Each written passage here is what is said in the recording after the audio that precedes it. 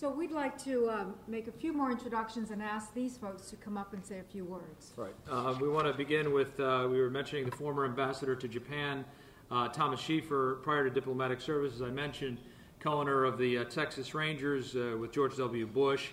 I believe he's a happy man tonight. If I'm not mistaken, they have a 9-game lead in the American League West. Woohoo! Ambassador Schieffer.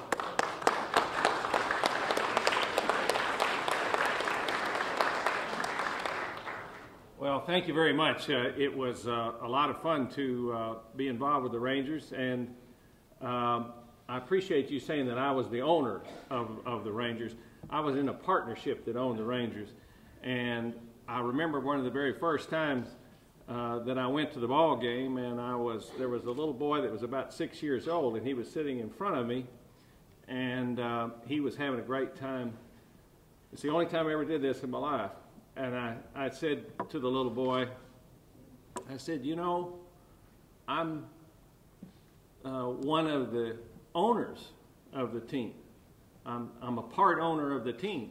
He said, which part do you own?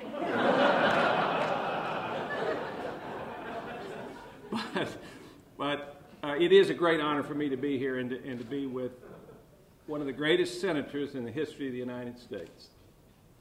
I could not help but think over the last couple of days when I've heard him speak so many times from the heart and move so many different people.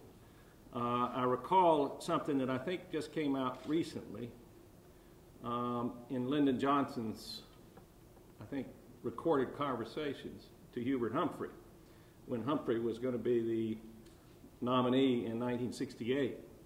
He said, you should take Senator Inouye as the vice presidential candidate. He is the epitome of what America is about. Lyndon Johnson was right, as he often was.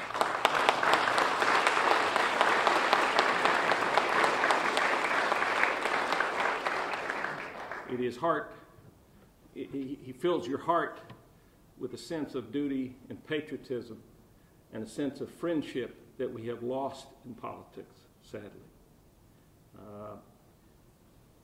He looks to what is best for the country, not what is best for the party. That's what we need more of in this country. This is a difficult time in the U.S.-Japan relationship. It's not a crisis, but it is a difficult time. And oddly, it is a situation in which Americans have emulated Japanese in one thing.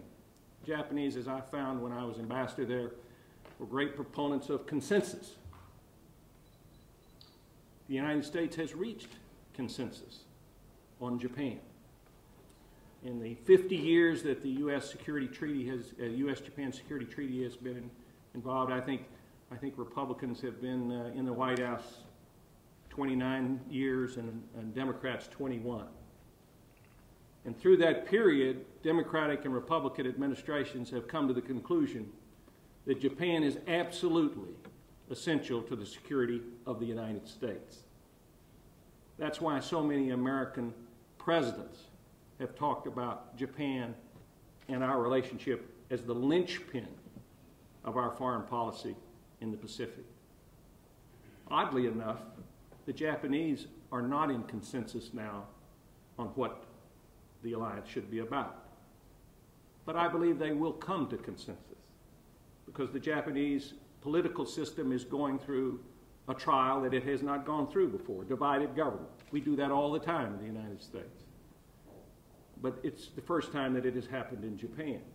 I think Americans have to have some patience with that and have to be able to understand that the Japanese will come to the right conclusion.